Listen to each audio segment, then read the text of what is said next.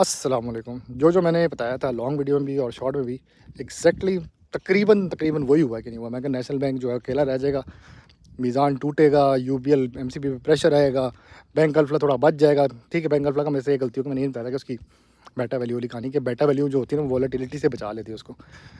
तो वहाँ से क्या होगा कि खाली बैंकों में ये दो बच जाएंगे, बाकी सारे बैंक टूट रहे होंगे, लगेगा मार्केट तबाह और ये बैंक टूटेंगे, इधर से तुम्हारा ऑयल टूट रहा होगा ओजीडीसी की वजह से, तो मार्केट में प्रेशर आ जाएगा। दो बड़े सेक्टर्स टूट रहे होंगे तो मार्केट रेड हो जाएगी। और मैंने ये भी कहा था 147 या 148 के आसपास नज़र आएगी मार्केट, और पब्लिक पैनिक करेगी। और आपका जो चलेगा सिर्फ उस टाइम आईपीपी चलेगा। मेरी बहुत पहले कुछ वीडियोस में मैंने कहीं बोला भी था, लॉन्ग वीडियोस में, किसी ने अगर देखी घंटे घंटे की जो होती हैं, उसमें मैंने यही बोला था कि जिस दिन आपका ये बैंक गिर गए ना, उसी दिन आप नोट करना लोग आईपीपी की तरफ भागेंगे। तो मैंने उसके बाद एक फ़ौरन शॉर्ट लगे, मैं कहा भाई आल्टर्न जिसके पास जितना भी है उठा ले, मतलब this is the time to buy. मैं मानता हूँ बहुत रिस्की कॉल मैंने दी थी, मैं कहा था उठा लो, ये इंशाल्लाह कैप पे कैप लगाएगा और ये 20 तक जा सकता है, क्योंकि आल्टर्न की पता नहीं 1 सितंबर या 5 सितंबर के आसपास ना उसकी बोर्ड मीटिंग आ रही है।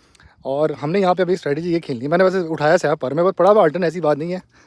तो हमने गेम कुछ इस तरह खेलनी है कि अब हमने चेक करना है सैप पावर को ये देते हैं कि नहीं देते। बोर्ड मीटिंग उसकी है एंड ऑफ दिस मंथ, ये जो है ना थर्सडे या फ्राइडे को होगी। तो हमने ये देखना है कि सैप पावर को ये लोग कुछ देते हैं कि नहीं देते। तो उस हिसाब से हमने दिमाग में सोचा। फिर लोग कहते हैं यार आपने ये तो बता दिया, लेकिन आपने उसका नहीं बताया। सूरज चालू हो रहा है इस टाइम यहाँ पे, आपने ये नहीं बताया कोहिनूर एनर्जी भी चल रहा था। यार कोहिनूर एनर्जी मैंने बहुत पहले किसी को कहा था सोलर बैकअप बाय करना, मेरे साथ जो लोग ऐड है ना पर्सनली भी व्हाट्सएप कम्युनिटीज़ में, तब मैंने उस वक्त भी कहा था, मैं कहा कोहिनूर रख लो, बहुत बहुत ही लो पे है, ठीक है। और आल्टर्न का मैं रिस्क क्यों कह रहा हूँ, क्योंकि आल्टर्न की लोएस्ट प्राइस 10 है, उससे नीचे नहीं जाता। उसकी रीज़न ये है कि बाकी जो स्टॉक है 10 से नीचे की प्राइस में, वो ओनर के पास खुद है, ओनर खुद नहीं बेचता कभी भी स्टॉक। बहुत रेयर होता है कि ओनर को लगता है मेरी कंपनी तबाह हो रही तब वो बाय करता है। तो ये आल्टर्न एनर्जी का मैंने बोला था। नेशनल बैंक का मैं हमेशा ये कहता हूँ फ़ौरन ही सुबह बाय करना होता। नेशनल बैंक सुबह सुबह ना बहुत ऊपर चला जाता है, वो ठंडा थोड़ा सा होने दिया करो, तब जाके आपने जो है ना नेशनल बैंक को उठाना होता है। तो ये कुछ चीज़ें थी, तो ये दो स्ट्रेटजीज़ होगी। फिर कोहार्ट सीमेंट का मैंने सुना है ऑफ मार्केट ट्रांजैक्शन में देख रहा था, उसको कोई उठा रहा है इस टाइम ना।